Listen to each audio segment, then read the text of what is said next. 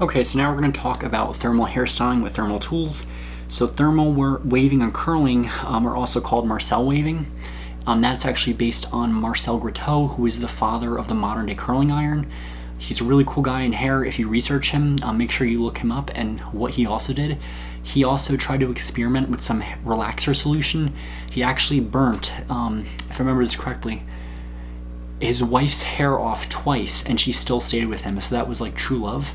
Make sure you also check out the first video to learn more about him and do your own research. So, thermal waving, curling, and Marcel waving are just one of the many ways of thermal styling hair. We have crimpers, wavers, double-barreled curling irons, flat irons, and hair pressing. So many tools out there. There's even special heat brushes, straightening brushes. This chapter just covers a lot of the basics, and some of the information is a little old. So we're going to try to get through this. Thermal irons are implements made of high-quality steel that are used to curl dry hair. They provide even heat, and it's completely controlled by the stylist. Electrical curling irons have a cylindrical barrel ranging from 1/2 inch to 3 inches in diameter. I also want to add in that there's a smaller one you can get now that's 3/8 of an inch, and typically you'll use those on extra curly hair when you're trying to blend away some frizzy texture and blend it in so everything looks uniform. Non-electrical thermal irons are favored by many stylists who cater to clients with excessively curly hair because of the larger range of barrel or rod sizes and higher heat capabilities. Non-electrical thermal irons are heated in a specially designed electric or gas stove. Some of these ornaments, like the one in your book, are huge. They have many holes, and they give you the curling iron, but there's no cord, so you have an electric stove. And the stove is the same thing you're going to be heating your pressing comb in, or the device itself may heat up, and the barrel and the back of it is designed to withstand the heat. If you have one, and the other thing too I want to mention is these heating units use only the iron that's in it, because if you try to heat up something else, there's a chance it could scorch or catch on fire. Back in the day, you used to put them in over an open flame, and then you'd actually try to put it on the hair and hope that it didn't heat up. The old school way in the 1800s, I remember reading this a while ago in an old history book, was to take something over a flame, and the high heat would actually cause the hair to straighten or curl. That's an old school way of doing it. We don't do that because it has a high risk of damage. All thermal irons have 4 parts: the rod handle, shell handle, barrel or rod, which is the prong, and the shell, which is the clamp. The shell is movable. That's your Marcel iron, the piece that moves, or your spring iron. The rod is the piece that doesn't move. If you take your shell off, some irons, like the Samvia iron, you can actually use it as a curling wand. Curling wands lack a shell. Next are flat irons. We obviously know what they are. Device has 2 plates that are hot, and they range from 1 inch to 3 inches. They create smooth styles on even very curly hair. That's why hair pressing is kind of like outdated. If you style the hair correctly, you can get a smooth, elegant result. Your first episode of Studio Luma that shows that with the pressing, not the pressing oil, the serum, and how she styles the lady's hair that's really curly. Your flat irons get very hot, up to 450 degrees or up to 500. Usually you only use 450 for keratin treatment. They come in many materials: tourmaline, ceramic, metal, and that really depends on what you're going to use it for. Thicker irons are used for bigger pieces, thinner irons are used for detailing. I recommend buying both. You can also curl or wave hair with the flat iron if you know how to manipulate it correctly. All thermal irons, you want to test them using a piece of paper. It's like tissue paper. You take the iron, clamp it down for a few seconds, they say 5 seconds, or white cloth. Open it. If it turns brown or scorches, it is way too hot and you need to adjust it. That's the old school way of doing it. Now most temperatures that are electric, they're fixed. You don't have to worry about using it in a stove. When you demonstrate it for your state board, I always recommend wrapping your tool in the tissue paper. That way you remember, oh, I test it. Then you open it and you make a scene that you test it and then dispose of it. An overly hot iron can scorch the hair and may discolor white hair, so white hair can look brown or yellow. Fine, lightened, or badly damaged hair can withstand less heat because of the cuticle damage, and therefore they can get extra damage from the heat. You want to care of thermal irons. You want to care for your iron by making sure it's clean, wiping it down once it's cool and dry. They recommend using a wet rag or towel to wipe down the barrel of the iron with a soapy solution containing a few drops of ammonia. That's very old school. Don't worry about that. Get an iron cleaner spray and spray it, and that will clean your iron. Or just a tissue that's like slightly damp, or even just a dry one. Just clean the iron, because any product buildup can actually burn on the hair. So if you use a comb with thermal iron, the comb should be about 7 inches long, and it should be made of hard rubber or another non-flammable substance, and should have fine teeth to firmly hold the hair. Ask your manufacturer about the comb. They'll tell you if you can use it with heat or not. Failure to use the correct comb can burn on the hair and cause extreme damage. So manipulating thermal irons, I'm going to cover that later in an actual video when I show you how to do the types of curls. Practice turning the iron in your hand, but typically if this is your Marcel iron, you're going to have 2 fingers here or 3 fingers here, and then you're going to manipulate it like that. There's different ways of doing it. Make sure you do the one that is the most comfortable to you. The Marcel irons are a little bit difficult to use, I know, but they're important because if you use a spring iron, you do not want to use them as a stylist, because over time doing this and click, click, click, click, that will wear your hand out and you'll get carpal tunnel. The Marcel iron has a better ergonomic design, and it allows more control. So you control the pressure and you control the hair because you're a hairdresser. So temperature, there is no single correct temperature for the iron when thermal waving or curling. Some of them have an automatic setting. Some of them will have a setting that says colored, thick, coarse. Start low and go high. It's better to have not enough heat to when the hair just doesn't hold than too much where the hair breaks off because you can't glue the hair back on. Also, if the hair is tinted, you can discolor the hair. If the hair iron is too hot and you don't use a heat protectant, guess what? That color goes like that. It goes bye-bye. You heat the hair up so much it fades the colors, so your reds will fade, your fashion colors fade, and they look dull. When you use thermal irons and chemically straightened hair, be very careful because it can cause breakage. So thermal curling with thermal irons, they give you some recommendations. It says thermal curling requires no setting gels or lotions, but you can always put something in the hair when it's dry and rough dry it to enhance your style. Straight hair thermal curling thermal styling permits, it allows quick styling because it eliminates the need for rollers, which are placed in wet hair, and a long hair drying process. Pressed hair thermal curling permits styling in hair without the danger of it returning to its former extremely curling condition, and it prepares the hair for any desired style. Wigs and hair pieces, it makes it easier to style. So curling iron manipulations, I give you a few. There's the figure 8, which is for really long hair, the short method, which is barrel curling, and they also have the figure 6 curl for like medium hair. Typically, a lot of times in the salon, you're just doing a wand curl or giving texture using a beach waver, combing it out. They give you all kinds of recommendations. When you're curling, make sure you're getting all the hair in it, otherwise you'll get a fish hook, which is a bent end. There are other types of curls. There's a spiral curl, which is a method of curling the hair by winding the strand around the rod. It creates hanging curls for medium to long hairstyles. Spiral curls are a little bit different than curling wands. If you do it with a spring iron, it produces a like sausage curl, and you want to comb it out, and you can manipulate it and mold it. So if you're doing a half updo, you might want 2 spiral curls here when the rest of the hair is up. There's so many ways to have fun with it. You can do end curls to give a finished appearance to the hair's ends. Long, medium, or short hair may be styled with end curls. The hair ends can be turned over or under, so if you want to flip the ends, you can curl it over. If you want it more of a matronly style, you would curl it under like that. There are volume curls, and they create volume in the hair, so you'll comb them out and you'll get some volume, and you can almost get the same effect as a blowout. Volume-based curl provides a maximum lift or volume. You put the hair on its angle, just like I mentioned before, over-direct it, put the comb underneath, and then tap, tap, tap, remove it. You want to maintain 5 seconds to heat the hair up. I also say you can even feel it. Gently tap the hair when it's on the barrel. When the hair starts to feel hot, you're ready to release it. Full base thermal curls sit in the center of their base and provide a strong curl with full volume. Hold the hair strand at a 125-degree angle, slide the iron over about 1/2 inch, and remove it. Half base curls sit on their base and provide a strong curl with moderate lift or volume.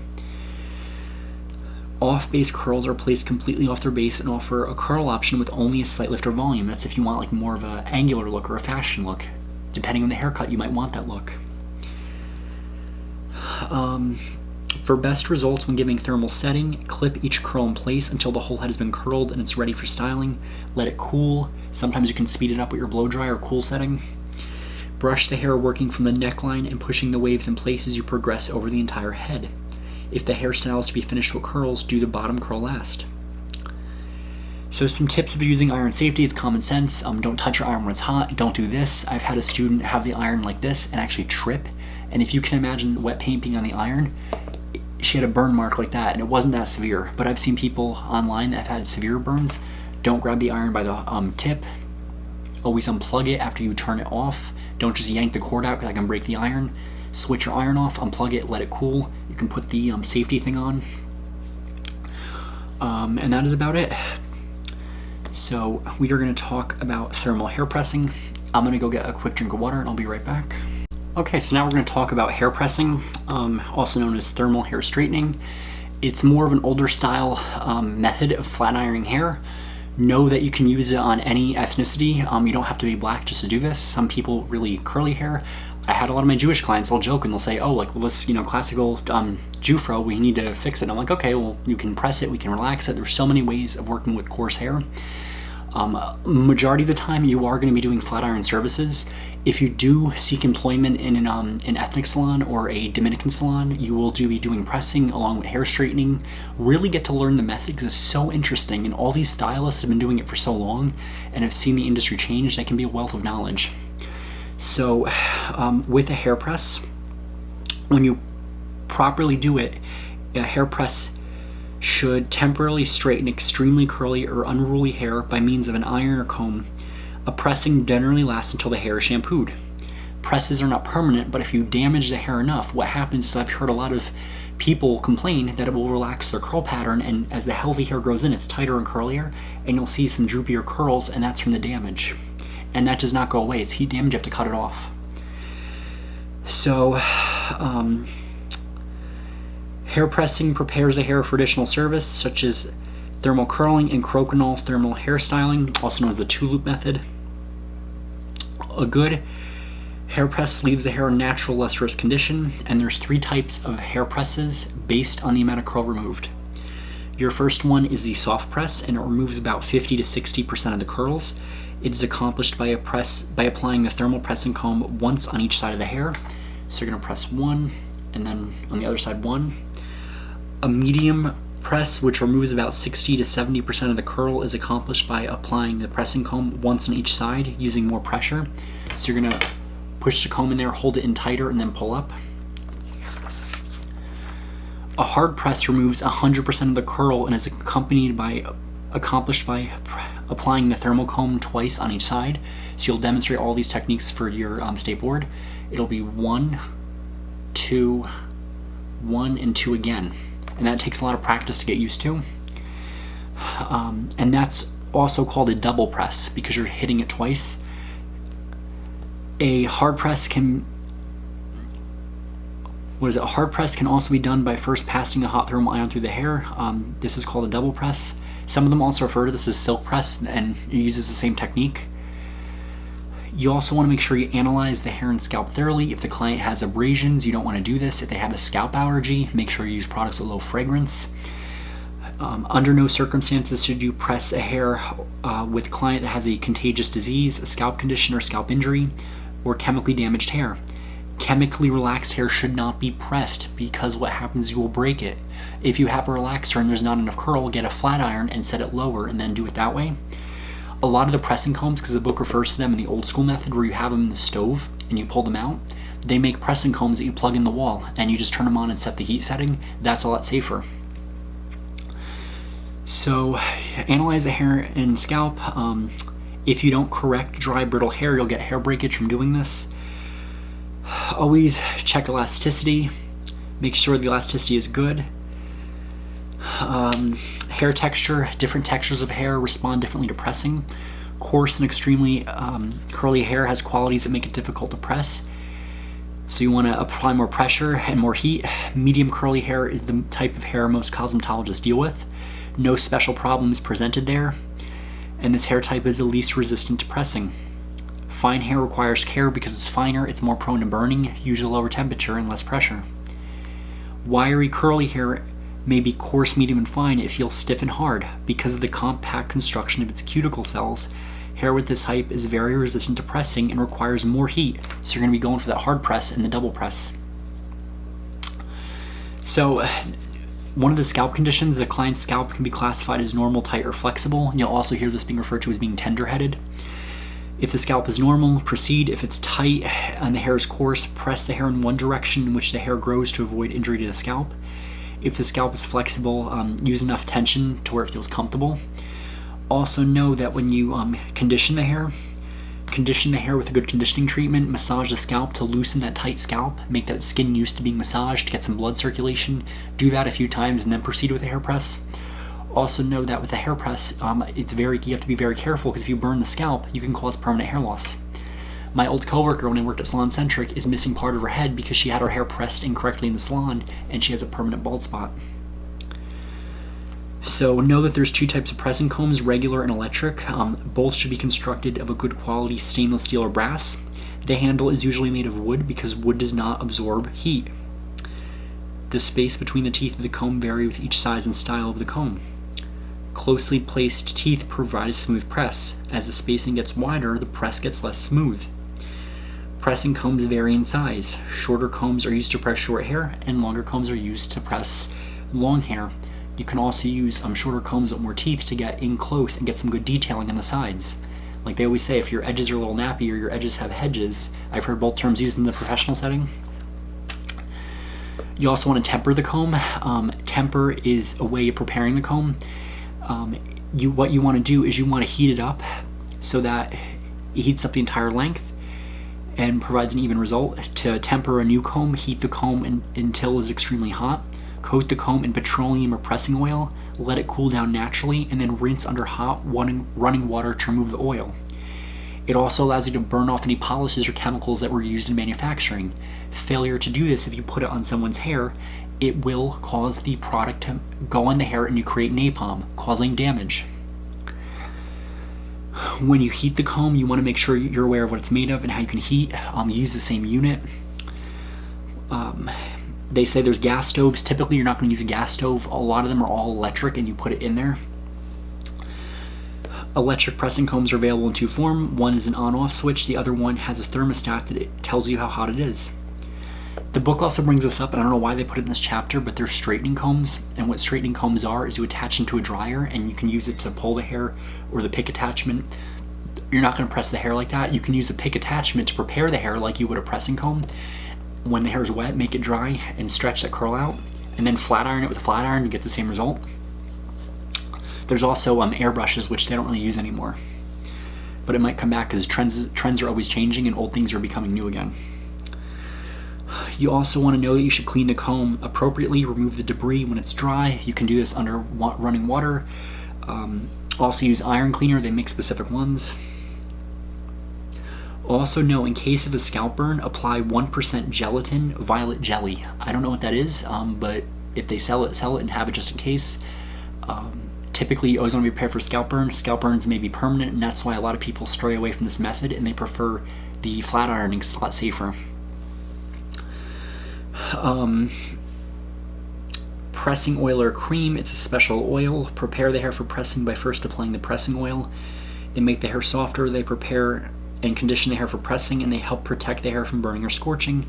They also prevent breakage because they condition it. It's like an old school heat protectant.